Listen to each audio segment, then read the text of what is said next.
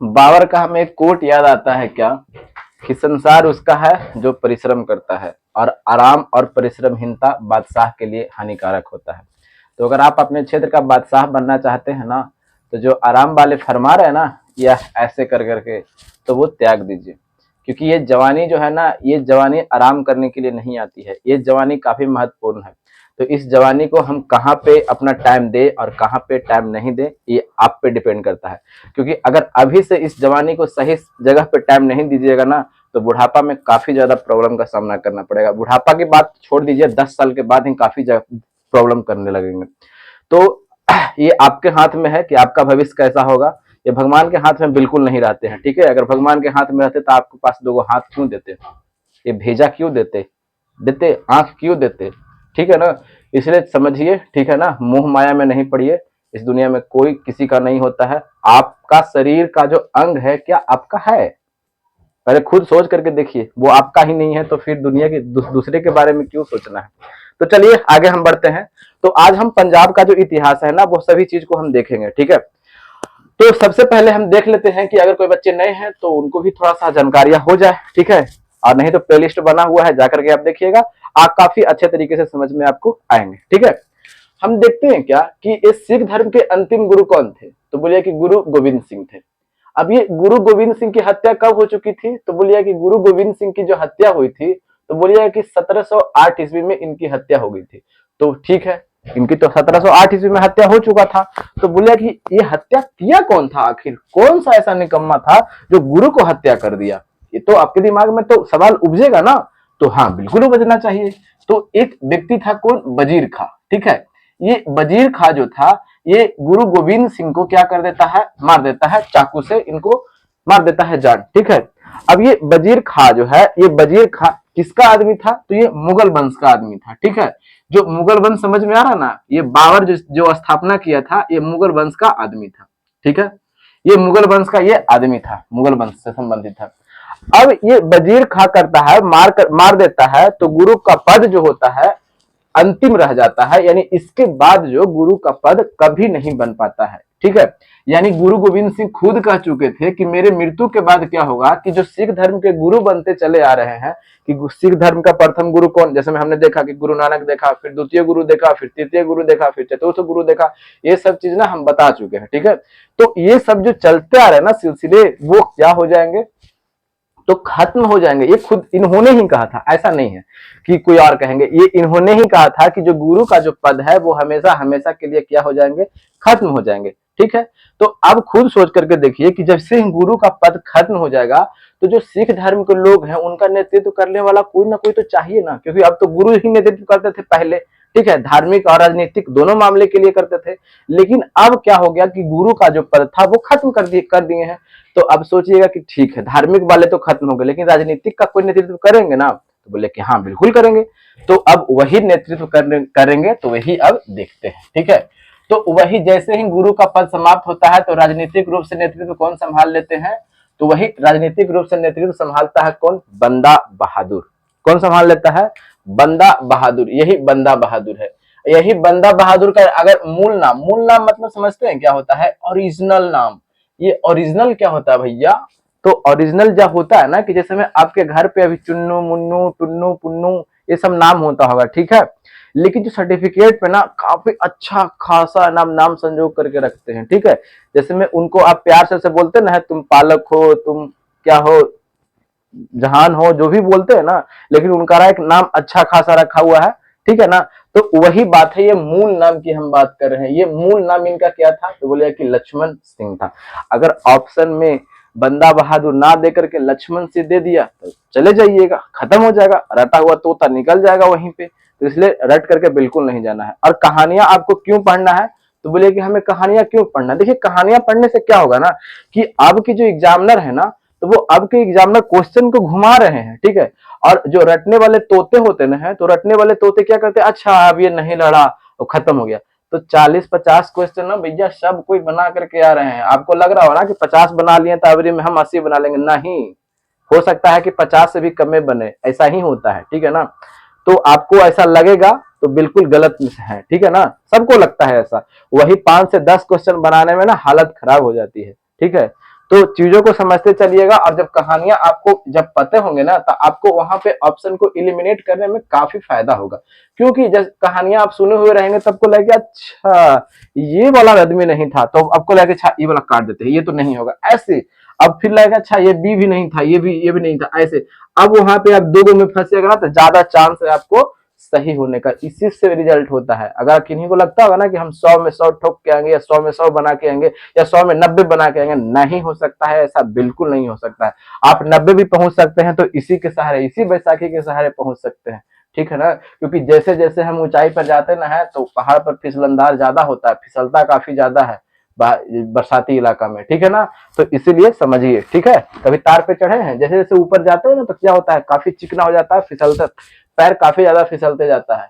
तो यही बात बताते हैं कि जिंदगी में सफलता जब प्राप्त कीजिएगा ना, तभी ऐसे होंगे, ठीक है। अब देखिएगा, इनका मूल नाम क्या था, तो बोले कि मूल नाम लक्ष्मण सिंह था। सबसे ये अच्छा काम क्या करते हैं, जैसे में गुरु का जो एक प्रथम गुरु थे, तो गुरु का प्रथम गुरु कौन थे, तो बोलिए कि गुरु नानक थे, ठीक है। और अंतिम गुरु कौन थे, तो बोलिए कि गुरु गोविंद सिंह थे, ठीक है। ये दोनों का नाम का क्या करते हैं, ये व्यक्ति सिक्का चलवाते हैं, ठीक है। यानी आज जो हमारा जो सिक्का चल रहा है ना, भारत में जो सिक्का चल रहा है, ठीक है, तो उस पे भी कुछ ना कुछ लिखा हुआ है, चित्र अंकित है। तो उस टाइम क्या था, बंदा बहादुर जो राजनीतिक रूप से नेतृत्व कर रहा था अपने क्षेत्र को, अपने अपने सिख धर्म के लोगों को जो नेतृत्व कर रहा था, वो व्यक्ति क्या करता है कि इनके नाम का गुरु गोविंद सिंह और गुरु नानक के नाम का क्या करता है, सिक्का चलवाता है। और देखिएगा यहीं पे एक कहानी में ट्विस्ट आएगा। ट्विस्ट क्या आएगा कि ये वजीर खां कौन था, तो अभी समझ में आया ना कि ये वजीर खां वही सिख धर्म के जो अंतिम गुरु थे, गुरु गोविंद सिंह, उनको क्या कर दिया था, हत्या कर दिया था। अब क्या होगा कि सिख धर्म के अंतिम गुरु को जब हत्या कर दिए हैं, ठीक है ना, ये कर दिया है, ठीक है, ये तो अब ये बंदा बहादुर तो बदला लेंगे ही लेंगे, हम तो तुमको छोड़ेंगे नहीं। तो अब ये व्यक्ति क्या करते हैं, बंदा बहादुर इसको क्या करते हैं कि लपेट देते हैं, ठीक है, इसको मार देते हैं, ठीक है। अब जैसे ही ये मार देते हैं, तो ये आदमी जो था ना, ये आदमी किससे संबंधित था, एक बहुत बड़ा जो साम्राज्य जो था उस समय जो राज कर रहा था, उस समय क्षेत्र में कौन था, मुगल। अब ये मुगल वंश से संबंधित था। अब जब मुगल वंश से संबंधित था, तो आप खुद समझ करके देखिएगा, तो मुगल वंश से संबंधित है, तो क्या मुगल वंश के जो राजा है उसको ठेस पहुंचेगा ना, कह रहे तुम हमारा आदमी को मार दिया है, तुमको इतना दम। ऐसा होता है ना, जैसे में आपके कोई दोस्त को मार देता है, तो आपको भी ऐसा लगता है ना कि तुम हमारा दोस्त को मार देगा, तुम हमारा दोस्त को छू दिया, ऐसा लगता है ना। तो बिल्कुल ऐसा ही हुआ था, ठीक है। अब ये वजीर खां को कौन मार देते हैं, बंदा बहादुर लपेट देते हैं। क्योंकि ये मात्र छोटे से क्षेत्र का नेतृत्व कर रहे हैं अभी बंदा बहादुर, इतना बड़ा भी नहीं, मात्र छोटे से क्षेत्र का, ठीक है। और ये इतनी बड़े क्षेत्र का अभी राजा है, उसके एक वजीर खां आदमी था, ठीक है। अब ये वजीर खां को मार दिए हैं, तो मार दिए हैं, तो अब क्या करता है, उस समय अभी जो शासक है फर्रुखसियर है। ये फर्रुखसियर क्या करता है, ये फर्रुखसियर की सहायता पे, फर्रुखसियर की इशारा पर क्या करता है, ये बंदा बहादुर को मरवा दिया जाता है, ठीक है। मरवा दिया गया कि अब ये जो हमारे आदमी को तुम मारा था ना, तो ले हम तुमको भी क्या कर देते हैं, मार देते हैं। तो यहाँ पे ये अब बंदा बहादुर का क्या हो जाता है, अंत हो जाता है, ठीक है। अब क्या हो जाते हैं कि इनके क्षेत्र का कोई नेतृत्व करने वाले बचे हुए हैं। जो ये क्षेत्र पंजाब का, जो आज का जो पंजाब देख रहे हैं ना, वो इंडिया में मात्र ज्यादा नहीं है, कम है, पाकिस्तान में ज्यादा पड़ता है। तो जो आज पंजाब जो देख रहे हैं, इंडिया में भी पंजाब है, और वही पंजाब कहाँ भी है, उधर पाकिस्तान में भी पड़ते हैं। तो इंडिया में कम क्षेत्र पड़ते हैं पंजाब का, पाकिस्तान में ज्यादा पड़ते हैं। तो अब कोई नेतृत्व करने वाले हैं, क्योंकि गुरु का पद भी खत्म हो चुका है, ठीक है। जो राजनीतिक रूप से नेतृत्व कर रहे थे, तो कब इनकी मृत्यु हो जाती है, तो बोले कि 1716 ईस्वी में इनकी क्या हो जाती है, मृत्यु हो जाती है, ठीक है। और 1716 ईस्वी में, जैसे हमने उत्तरवर्ती मुगल कल पढ़ाया है, वहीं पे कौन आएंगे, फर्रुखसियर आएगा, ठीक है। एक बार हम उसको भी देख लेते हैं, ताकि आपको रिवीजन भी हो जाए। कोई नए बच्चे हैं उनको भी देखिएगा, जितना ज्यादा रिवीजन कीजिएगा ना, आपको उतना ज्यादा फायदा होगा, ठीक है। तो रिवीजन से कभी भी पीछे नहीं हटना है। तो एक बार हम क्विक रिवीजन कर लेते हैं, ताकि आपको इजिली याद रह जाए। जैसे हम देखिएगा, क्या देख जानते हैं कि 1707 ईस्वी में किसकी मृत्यु हो जाती है, तो बोले कि औरंगजेब निपट जाता है, ठीक है। फिर उसके बाद में 1707 से लेकर के 1712 ईस्वी तक कौन बनता है, तो बहादुर शाह बनता है, ये बहादुर शाह प्रथम बनता है, ठीक है। और फिर ये कौन बनता है, ये 1712 से लेकर के 1713 ईस्वी तक कौन रहता है, ये मुगल वंश की बात बता रहे हैं। तो बोलिए कि जहांदार शाह, ये जहांदार शाह बनता है, ठीक है ना। और फिर 1713 से लेकर के 1719 ईस्वी तक कौन रहता है, तो यही फारुखसिया रहता है, ठीक है। और फिर यही 1719 से लेकर के 1748 ईस्वी तक कौन रहता है, यही रंगीला बादशाह रहता है, ठीक है। यहाँ देखिएगा, ये हम बता चुके हैं। और फिर यही 1748 से लेकर के 1700 कितना तकला, तो 54 तकला कौन रहेगा, अहमद शाह रहेगा, ये अहमद शाह रहेगा। देखिएगा ये बता दिए है ना, तो अभी तुरंत इसका हम यूज कर लेंगे, ठीक है। ये बता दिए। देखिए ऐसे बताने से क्या होता है ना कि आपको रिवीजन भी होते चले चलते हैं, और जो नहीं याद है, कोई बच्चे मिस कर रहे हैं, तो वो तुरंत देख लें कि अच्छा इसके बाद ये शासक आ रहा था, और रटने की जब कोशिश की जाए ना तो काफी ज्यादा प्रॉब्लम कर देगा, ठीक है। तो अब ये क्या हो जाता है कि बंदा बहादुर का शासन यहाँ पे अंत हो जाता है। तो जब इनके जो क्षेत्र बच जाते हैं, ये क्षेत्र थे, ये क्षेत्र जो थे ना, ये कई क्षेत्रों में बट जाते हैं, ठीक है ना। ये क्षेत्र क्या होता है कि कई क्षेत्रों में बढ़ जाता है, एक क्षेत्रों में नहीं बढ़ जाता है। तो ऐसे ऐसे ऐसे ऐसे जो क्षेत्र इनका था, ये लगभग 12 क्षेत्रों में था। ये छोटे छोटे क्षेत्र जो थे, ये 12 क्षेत्रों में बटे हुए थे, ठीक है। अब ये 12 क्षेत्रों में जब बैठे हुए थे ना, और ये सभी को क्या बोला जाता था, मिसल। क्या बोला जाता था, मिसल। ये छोटे छोटे क्षेत्र जो बटे हुए थे, सभी को क्या बोला जाता था, मिसल बोला जाता था। और इसी मिसल में एक मिसल था, जिसमें एक मिसल का नाम क्या था, सुकरचकिया मिसल, सुकरचकिया मिसल, ठीक है। फिर एक मिसल का नाम क्या था, शहीदी मिसल, ठीक है, शहीदी मिसल। तो क्या हम ये सबको नाम याद करेंगे, नहीं। तो क्या 12 को हम नाम याद कर चलेंगे, नहीं। फिर ऐसे ही क्या था, भंगी मिसल, ठीक है। तो ऐसे याद करेंगे, नहीं। ये छोटे छोटे जो क्षेत्र है ना, यही छोटे छोटे क्षेत्र का ये मिसल है, मिसल का क्या है, नाम है। और यही छोटे छोटे क्षेत्र जो है ना, यही छोटे छोटे क्षेत्र इसका किसका बटा हुआ था, ये इनका, किनका, जो सिख जो आप पढ़ रहे हैं ना, वही सिख जो अब इसमें क्या होंगे, अपने अपने राजा राज कर रहे थे, ठीक है। अब क्या होता है कि अब क्या होता है कि ये सुकरचकिया मिसल जो देख रहे हैं ना, तो अब सुकरचकिया मिसल में एक व्यक्ति है, कौन, महाराणा रंजीत सिंह। अब यही आगे बढ़ाएंगे कहानियां। तो अब महाराणा रंजीत सिंह के बारे में हम पढ़ते हैं। ये बंदा बहादुर के बारे में हमने देखा। अब बंदा बहादुर के बारे में कोई स्क्रीनशॉट ले लीजिएगा, और फिर उसके बाद में आप क्या कर सकते हैं, या आप कॉपी में नोट डाउन कर लीजिएगा। अब यहाँ पे हम मिटाते हैं। अब हम किसको लेते हैं, सुकरचकिया मिसल को ले लेते हैं। देखिएगा, ताकि आपको समझने में कोई परेशानी ना हो, और चीजों को आप आराम से समझते हुए आगे बढ़ते चलिए, ठीक है। अब एक तरफ कौन है, सुकरचकिया मिसल, ठीक है।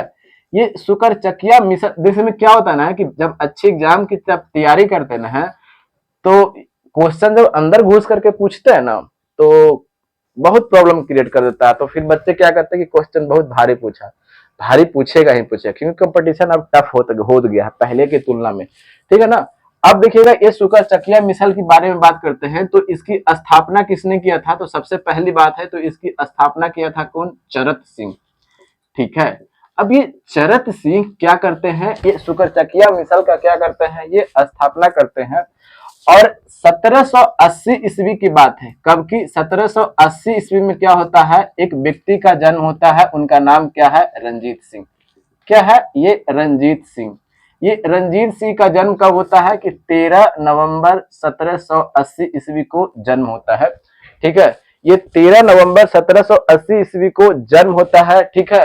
ये सुकरचकिया मिसल में ही एक व्यक्ति है। इनके पिता की जो अगर बात कर देते हैं, तो इनके पिता कौन है, महासिंह। ये महासिंह के घर में एक बच्चे का जन्म होता है, ठीक है। वो बच्चा का नाम क्या है, तो बच्चा का नाम है रंजीत सिंह। इनका जन्म कब हो रहा है, 1780 ईस्वी में। अब क्या होती है कि मात्र जब ये 12 वर्ष के थे, सिर्फ 12 वर्ष, यानी खेलने और घूमने का एक अवस्था, खेलने और गाने नाचने का एक अवस्था, 12 साल कितना बड़ा एज होता है, ठीक है। 12 वर्ष की अवस्था में इनकी पिता महासिंह की क्या हो जाती है, मृत्यु हो जाती है। और जब मृत्यु हो जाती है, तो अब क्या होंगे कि इनका जो सुकरचकिया मिसल के जो प्रमुख थे महासिंह, अब सुकरचकिया मिसल का ये क्या बन जाएंगे, राजा बनेंगे। क्योंकि बेटा ही क्या होगा, राजा बनेगा। अब जैसे ही ये राजा बनते हैं, एक खेलने की अवस्था में ये काफी अच्छे तरीके से क्या करते हैं, ये शासन करते हैं। अब देखिएगा कब बन रहे हैं, 12 वर्ष की अवस्था में। देखिएगा चीजों को समझते चलिएगा। जन्म कब हो रहा है, 1780 ईस्वी में। जब 12 साल के हैं, तो यानी 1792 की बात है। 1792 ईस्वी की क्या होती है, पिता की मृत्यु हो जाती है। और पिता की जैसे ही मृत्यु हो जाती है, और तो फिर क्या करते हैं कि ये अपना शासन धीरे धीरे स्टार्ट करते हैं, क्योंकि उस समय इनको कोई अभी आइडिया नहीं था, जो राजपाट चल रहा था उसे चल रहा था। और उसी के क्रम में क्या है ना कि जमाल शाह, ठीक है ना, ये जमाल शाह एक अफगानी शासक है। ये जमाल शाह क्या करता है, जिस जमाल शाह पंजाब पर आक्रमण कर देता है, ये पंजाब पर आक्रमण कर देता है। अब क्या होता है, जैसे ही आक्रमण करता है तो आक्रमण करने पंजाब और उसके आसपास के एरिया पर, जैसे में अब हम यहाँ पे थोड़ा सा मैप ले लेते हैं, जैसे में अब ये हमारा क्या है, इंडिया है, ठीक है। और ये जैसे में आज न बटा हुआ है, देखिए दिखाई दे रहा है ना, ठीक है। अगर इसको स्क्रीनशॉट लेना चाहते हैं तो ले लीजिएगा। और यहाँ पे हम क्या करते हैं कि अब एक मैप लेते हैं ताकि आपको समझने में कोई परेशानी ना हो, ठीक है। जैसे में हम देख लेते हैं क्या, ठीक है, जैसे में हमने इंडिया का एक रफ मैप लिया, ठीक है, ठीक है। अब जैसे में ये जो क्षेत्र आप देख रहे हैं, ये पहले जो क्या था, पाकिस्तान था, ठीक है। जो इंडिया में ही क्या था, शामिल था, और इधर बांग्लादेश भी इंडिया में ही शामिल था। अब क्या होते हैं कि ये पंजाब के आसपास के क्षेत्र पर अफगानिस्तान यहीं पे है, यहाँ पे क्या है, तो ये है क्या, अफगानिस्तान, ठीक है। अब ये क्या होता है कि अफगानिस्तान से कौन व्यक्ति हमला कर देता है, जमाल शाह। ये जमाल शाह इस एरिया पर क्या कर देता है, हमला कर देता है। और जैसे ही हमला कर देता है तो नदी है, एक छोटी सी नदी थी, ठीक है, उस नदी में क्या होता है कि इसके तोप वगैरह गिर जाते हैं, ठीक है। जैसे मैं जा रहा था ना, तो लौट रहा था या जा ही रहा था, उसी के दरम्यान में इसके तोप नदी में गिर जाते हैं और मिल नहीं पाते हैं उसकी सेना को, यानी जमाल शाह की सेना जो था उसको मिल नहीं पाता है। और जैसे मिल नहीं पाता है तो अब ये व्यक्ति छोड़ छाड़ के चल जाता है। अब क्या उसको कितना खोजने में लगे हुए रहे। तब क्या करते हैं कि ये जो रंजीत सिंह जो थे, ये रंजीत सिंह अपने चेला चपटिया यानी सेना को ले जाते हैं, और ले जाते हैं। फिर उसके बाद में क्या करते हैं कि जो ये जमाल शाह का जो तोप वगैरह गिर गया था ना नदी में, अब वो तोप को निकलवा लेते हैं, और निकलवाने के बाद में यही जमाल शाह को क्या कर देते हैं, भेंट स्वरूप दे देते हैं कि लीजिए आपका जो सामान था ना इस एरिया में गिर गया था, तो आप ले लीजिए, ठीक है, ये आप ही का था। अब इस बात से जमाल शाह काफी प्रसन्न हो जाता है। आप खुद भी सोचिए, क्या आप ऐसा प्रसन्न नहीं होइएगा? बोले कि हाँ बिल्कुल प्रसन्न हो जाएंगे। तो अब क्या था, अभी ये बहुत बड़े राजा नहीं है, अभी मात्र छोटे से राजा, अभी कुछ नहीं इनको जाना जा रहा है, ठीक है, क्योंकि छोटे छोटे क्षेत्र पर जो कब्जा किए हुए थे उसी में से एक राजा बने हुए थे। अब इस जमाल शाह काफी प्रसन्न हो गया। अब जमाल शाह काफी प्रसन्न हो गया ना, तब क्या करता है कि सुनो, तुम जो लाहौर जो देख रहा है ना, ये लाहौर यहीं पे पड़ता है, ठीक है, ये लाहौर पर कब्जा कर लो, यानी हम तुमको बोलते हैं लाहौर तुम पर क्या करो, शासन करो। ये कौन बोल दिया, जमाल शाह बोल दिया। अब जैसे ही आपको अगर कोई बड़ा आदमी बोल दे कि तुम ये चीज पर उसको कब्जा कर लो या उसको तुम देखो, तो क्या आपकी दृढ़ इच्छा बढ़ जाएगी कि नहीं, आपका हौसला भी बढ़ जाएगा। तब क्या करते हैं, ये रंजीत सिंह जो है 1799 ईस्वी में क्या करते हैं कि 1799 ईस्वी में लाहौर पर अधिकार कर लेते हैं। ये लाहौर पर क्या कर लेते हैं, अधिकार कर लेते हैं कि अब तो इनका एक क्षेत्र अपने साम्राज्य में मिल गया, वो लाहौर हो गया, ठीक है। अब क्या था कि 1805 ईस्वी की बात है। 1805 ईस्वी एक जो मिसल अभी जो हम पढ़ा रहे थे, जो छोटे छोटे था, ये छोटे छोटे में एक भंगी मिसल था। ये भंगी मिसल में ही एक शहर जो अभी बसा हुआ है, अमृतसर। तो आप ये बताइएगा कमेंट बॉक्स में कि अमृतसर शहर का स्थापना किसने किया था, कौन गुरु जो थे वो अमृतसर शहर का स्थापना किए थे। हम सभी बता चुके हैं, ठीक है। ये अमृतसर शहर जो था ये भंगी मिसल के अंतर्गत में आता था। अब 1805 ईस्वी में ये क्या करते हैं कि महाराणा रंजीत सिंह जो है, ये रंजीत सिंह भंगी मिसल से अमृतसर को क्या कर लेते हैं, छीन लेते हैं, यानी अमृतसर पर क्या कर लेते हैं, कब्जा कर लेते हैं, अमृतसर पर अधिकार कर लिया। देखिएगा, अब जैसे ही एक तरफ में कौन अधिकार हो गया है, बड़ा क्षेत्र लाहौर, लाहौर पर कौन अधिकार कर लिए हैं, रंजीत सिंह। फिर उसके बाद 1805 ईस्वी में किस पर अधिकार कर लिए हैं, तो 1805 ईस्वी में अधिकार कर लिए हैं किस पर, तो अमृतसर पर। देखते देखते देखते देखते अपने साम्राज्य को ये क्या कर रहे थे, बढ़ाते चले जा रहे थे, ठीक है। ये देखते देखते काफी दूर तक बढ़ाते चले जा रहे थे। अब जब ये क्या करते हैं कि जब लाहौर पर इनका अधिकार हो जाता है, तो ये लाहौर को क्या कर देते हैं, राजधानी बनाते हैं, और ये अमृतसर को भी राजधानी बनाते हैं। तो कई बार एग्जाम में पूछा गया है कि महाराणा रंजीत सिंह का राजधानी कहाँ था, तो अमृतसर भी रहता है और ये लाहौर भी रहता है, तो दोनों राजधानियां थी। और लेकिन हम बताते हैं, लाहौर जो राजधानियां था ना, ये राजनीतिक राजधानी था, ठीक है, राजनीतिक राजधानी था, ठीक है। और एक जो ये जो अमृतसर जो देखे हैं राजधानी था, और ये जो अमृतसर जो आप देख रहे हैं ना, ये अमृतसर ये धार्मिक राजधानी था, ठीक है, धार्मिक राजधानी। तो बच्चों को कंफ्यूज होगा तो बोलिएगा कि नहीं, अब कहेगा कंफ्यूज होगा। यहां तक तो हमने देख लिया। अभी अपने क्षेत्र को काफी तेजी से आगे क्या कर रहे थे, बढ़ा रहे थे। अब जैसे ही ये बढ़ा रहे थे तो इसको चिंता आसपास के लोगों को होगा कि नहीं, जैसे में आप काफी मात्रा में यानी बहुत ज्यादा पैसा कमा रहे हैं, अब वो जल्दी तरीके से कमा रहे हैं, तो क्या आपके आसपास वाले पड़ोसी जलेंगे कि नहीं? अगर आपका अभी नौकरी लग जाता है तो क्या आपके आसपास वाले जो होंगे वो जलेंगे कि नहीं? बिल्कुल जलेंगे ही जलेंगे। तब क्या था ना कि जैसे ही ये अपने आसपास के क्षेत्रों को जब जीत रहे थे तो अब ये सब क्षेत्र पर किसका अधिकार है? तो बोलिएगा कि ये बोलिएगा कि किसका अधिकार है? तो बोलिएगा कि अभी अंग्रेज है। तो अंग्रेज को क्या चिंता होगा ना, चिंता होना लाजमी इस बात का है कि इस समय में क्या था, नेपोलियन, ठीक है, जो फ्रांस का था, इस काफी तेजी से यूरोप को क्या कर रहा था, जीत रहा था और आगे बढ़ रहा था। फिर उसके बाद में रूस से भी इसे चिंता था कि भलना ये हम पर इंडिया पे आकर के क्या करे, हमसे हम पे अधिकार कर ले, यानी हमारे क्षेत्र को जीत ले। इसे डर था, किसे? अंग्रेज को डर था। तो एक बार फिर से हम मैप पे चलते हैं ताकि आपको कहानियां पूरी तरह से याद होते चले। और मैप के थ्रू जब आप पढ़िएगा ना, हिस्ट्री को देखिए रटने की कोशिश बिल्कुल नहीं कीजिएगा। जब आप मैप के थ्रू पढ़िएगा ना तब आपको पूरी तरह से पता हो जाएंगे, ठीक है। ऊपर में कौन है? रसिया है, ठीक है, यानी रूस है सॉरी। और यहाँ पे कौन है? तो बोलिएगा कि फ्रांस है, ठीक है। अब ये सब क्षेत्र जो थे काफी तेजी से आगे बढ़ा रहे थे, ये भी क्या कर रहे थे, अपने क्षेत्र को जीतते हुए आगे बढ़ रहा था। तो देखिएगा यहां तक ये व्यक्ति क्या चुका, ये रूस जो था अफगानिस्तान तक क्या कर चुका था, पहुंच चुका था। तो अब अफगानिस्तान तक जब पहुंच गया है, ये अफगानिस्तान है, तो अफगानिस्तान तक जब पहुंच गया है तो क्या इंडिया में इसे इंटर करने में ज्यादा दूरी है? तो बोले कि नहीं, बिल्कुल दूरी नहीं है, ये तो कर सकता है कब्जा ना। तब क्या करता है कि इस क्षेत्र पर अभी अधिकार कौन है? तो बोलिए कि अभी मालिक कौन बैठा हुआ है? तो बोलिए कि ये महाराणा रंजीत सिंह बैठे हुए हैं। तब ये क्या करता है ना, अभी ये सतलज नदी जो यहाँ से निकलता है, ये बंदरपुर से निकल करके यही अरब ठीक ये अरब सागर में क्या कर देता है, गिरता है। यहीं से सतलज नदी निकलता है, ये देखिएगा। अब देखिएगा यहीं से क्या करता है, सतलज नदी निकलता है, ये सतलज नदी है, ठीक है। अब क्या करता है कि अगर ऐसा इसको हम नहीं रोकते हैं, ये सभी आदमी को, यानी नेपोलियन को भी इसको रोकना था, फिर रूस को भी रोकना था, तो ये हमारे क्षेत्र इधर क्या करेंगे, घुस जाएंगे। और इसको रोकने के लिए हमें किससे संधि करना पड़ेगा?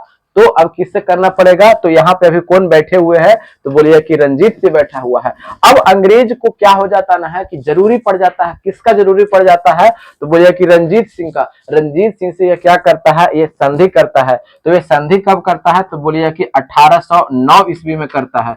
1800 क्या करता है, 9 ईस्वी में एक संधि होती है, वो संधि का नाम क्या है? तो बोलिए कि अमृतसर की संधि। ये अमृतसर की संधि किसके साथ में होता है? तो बोलिए कि एक तरफ में कौन है, तो एक अभी अब बगल में यहाँ पे लिखते हैं, ठीक है, ताकि आपको दिखाई पड़े, ठीक है। अब ये क्या है, अमृतसर की संधि। तो एक तरफ कौन है, महाराणा रंजीत सिंह, और दूसरी तरफ कौन है? तो उसमें बंगाल का गवर्नर जनरल कौन था? देखिएगा अमृत। देखिएगा कई बच्चों को याद नहीं होता है, तो हम याद करवाने की पूरी तरह से कोशिश करेंगे, जिसको बोलते हैं निमोनिक मेथड। अमृत क्या? तो अमृत मिनटों भर में मिल जाएगा? नहीं, अमृत के लिए काफी ज्यादा परिश्रम करना पड़ता है, ठीक है। तो उस समय गवर्नर जनरल कौन थे? तो लॉर्ड मिंटो थे, ठीक है। ये लॉर्ड मिंटो थे। उघड़ी कौन थे गवर्नर जनरल? Lord Minto. तो लॉर्ड मिंटो क्या जब गवर्नर जनरल हैं तो क्या व्यक्ति खुदे जाएगा? क्या खुद जाएगा जी? तो बोले कि नहीं, ये तो किसी और को भेजेगा ना। तो इनका एक दूत था, दूत समझते हैं, दूत यानी हमारे तरफ से ये फलानमा बाबू रहेंगे, ठीक है। तो इनका दूत कौन था? तो चार्ल्स मेटकॉफ। कौन था? Charles Metcalfe. देखिएगा यहाँ पे कई क्वेश्चन बन गए, कई क्वेश्चन क्या बन गए, अब इसको मिटा देते हैं कि अमृतसर की संधि हुई थी कब? तो बोलिए कि 1809 ईस्वी में हुआ था, ठीक है। तो बोलिए किसके किसके बीच हुआ था? तो या तो लॉर्ड मिंटो दे दिया था तो ठीक है, और नहीं तो क्या, चार्ल्स मेटकॉफ। क्योंकि यहाँ पे बैठे हुए टेबल पर, एक तरफ टेबल पे ये रजिंद्र सिंह और एक तरफ चार्ल्स मेटकॉफ, तो देना तो चाहिए चार्ल्स मेटकॉफ ही, ठीक है। अगर ये नहीं रहता तो लॉर्ड मिंटो दे सकता है। तो आप खुद बताइएगा कि रंजीत सिंह और चार्ल्स मेटकॉफ के बीच में संधि जो हुई थी 1809 ईस्वी में, उसे किस नाम से जाना जाता है? तो उसे जाना जाता है अमृतसर की संधि के नाम से। ठीक है, अब पूछेगा कि अमृतसर के संधि में बात क्या होता है, कुछ ना कुछ तो बात हुआ होगा। तो बात तो बिल्कुल हुआ, क्योंकि इसे डर था, किसे? अंग्रेज को डर था। अंग्रेज को डर क्या था कि ये इधर से क्या है, जो रसिया है इधर इसका क्षेत्र बढ़ा रहा है तेजी से, और ये नेपोलियन जो फ्रांस का है ये भी यूरोप को काफी तेजी से अपना साम्राज्य को बढ़ाता हुआ चल रहा है, यानी अपनी शक्ति को काफी तेजी से बढ़ा रहा है। तो जब आपके पड़ोसी आप शक्ति ज्यादा बढ़ाएगा तो आपको भी डर होना चाहिए, क्योंकि भला हम पे कब्जा कर ले। ऐसा होता है, बिल्कुल होता है। अब जब इसीलिए क्या करता है कि एक संधि कर लेता है कि तुम ना ये इस वाले के क्षेत्र, जो ये सतलज नदी जो देख रहे हो, ये सतलज नदी के उस तरफ जो है ना, उस तरफ तुम्हारा क्षेत्र होगा और इस तरफ मेरा क्षेत्र होगा। ऐसा इसलिए करता है ताकि ये महाराणा रंजीत सिंह जो है, ये महाराणा रंजीत सिंह हम पे हमला ना कर दे। ये अंग्रेज ऐसा सोच रहा है, यानी जो सतलज नदी के इस पार का जो एरिया है, पूर्वी हिस्सा का जो एरिया है, वो हम पे हमला करके अधिकार ना कर ले। क्योंकि उस समय अंग्रेज भी जो था, अंग्रेज को भी क्या था, डर था कि हम इससे डायरेक्ट रूप से क्या करते सकते हैं, लड़ाई नहीं ले सकते हैं, क्योंकि इनकी जो सेना जो थी, महाराणा रंजीत सिंह की सेना जो थी, एशिया में दूसरे स्थान पे आती थी। पहले स्थान पे कौन आ रहा था? तो यही ब्रिटिश ईस्ट इंडिया कंपनी की जो सेना थी वो आ रही थी, और दूसरे स्थान पे कौन थी? तो यानी शक्तिशाली में दूसरे स्थान पे महाराणा रंजीत सिंह की सेना थी। तो ये भी डायरेक्ट रूप से इन्वॉल्व नहीं हो सकता। डर इस अंग्रेज को भी डर है कि भला हम इससे लड़े तो हमको हरा दे, और इधर रंजीत सिंह को भी डर है कि हम इससे लड़े तो वो हरा दे। यानी दोनों क्या है, एक दूसरे को कम आंकने की कोशिश नहीं कर रहा है। अंग्रेज भी समझ रहा है कि हम जीत भी जाएंगे, लेकिन हमको काफी ज्यादा धन और संपत्ति की क्या हो सकती है, हानि हो सकती है। तो अब क्या करता है कि संधि के तहत में होता है कि तुम उस क्षेत्र का एरिया जो है, इस क्षेत्र का एरिया तुम्हारा और इस क्षेत्र का एरिया मेरा। और जो तुम क्या करोगे कि यहाँ पे ये लाहौर में जो है ना, लाहौर में एक ब्रिटिश रेजिमेंट रखोगे। ठीक है, वो रेजिमेंट क्या था? तो जैसे में क्या था ना, रेजिमेंट इसलिए रखा गया था ना ताकि ये इनको कंफर्म होता रहे। जैसे में आज राजदूत के बारे में सुनते हैं ना, अरे सुनते हैं कि नहीं सुनते हैं? जैसे में आप सुनते हो कि अमेरिका में भारत का राजदूत है, पाकिस्तान में भारत का राजदूत है, बांग्लादेश में है, कई जगह जो है ना भारत का राजदूत है। तो वो क्या करता है, आखिर राजदूत क्यों रहता है? राजदूत इसलिए रहता है ना ताकि वहां का सारा रिपोर्ट भारत सरकार को दे। ठीक है ना, तो इसीलिए क्या करता है कि अंग्रेज जो है ये लाहौर में अपना रेजिमेंट डाल देता है। ठीक है ना, रेजिमेंट में ब्रिटिश आदमी रहेगा, ऐसा थोड़ी नहीं कि वो अपना आदमी रखेगा रंजीत सिंह। तो ये ब्रिटिश अधिकारी रहेगा। अब ब्रिटिश अधिकारी पूरी तरह से सूचना किसको देते रहेगा? अपने आदमी को देगा। ठीक है, यानी अंग्रेज जो यहाँ पे कौन बैठा है, लॉर्ड मिंटो बैठा हुआ है, उसको देगा। एक तरह से राजदूत समझ जाइए। ठीक है, अब ये 1800 जो 9 ईस्वी की जो संधि हुई, अमृतसर की संधि का महत्व समझ में आ गया। ठीक है ना, क्यों हुआ? और इससे क्या था कि जो अंग्रेज जो था, अंग्रेज को आश्वासन मिल गया कि अब इस वाले जो क्षेत्र है, इधर वाले जो क्षेत्र है, एक मिनट, जो इधर वाले जो क्षेत्र है, इधर वाले क्षेत्र से अब हमला नहीं हो सकते हैं, क्योंकि अब इधर से तो किससे संधि कर लिया, यही रंजीत सिंह से अमृतसर की संधि कर लिया। ठीक है, तो अभी यहीं तक रखते हैं क्योंकि वीडियो थोड़ा सा लंबा हो गया है, और इसके अगले पार्ट में ना हम और आगे बढ़ेंगे। ठीक है, तो वीडियो आपको अच्छा लगता होगा तो लाइक एंड सब्सक्राइब कर सकते हैं, ये आपकी इच्छा पर डिपेंड करता है। ठीक है, थोड़ा सा अगर सपोर्ट दिखा देते तो ज्यादा अच्छा था। और मिलते हैं अगले वीडियो में, तब तक के लिए हंसते रहिए, मुस्कुराते रहिए, और अपनों का ख्याल रखिए। जय हिंद, जय भारत।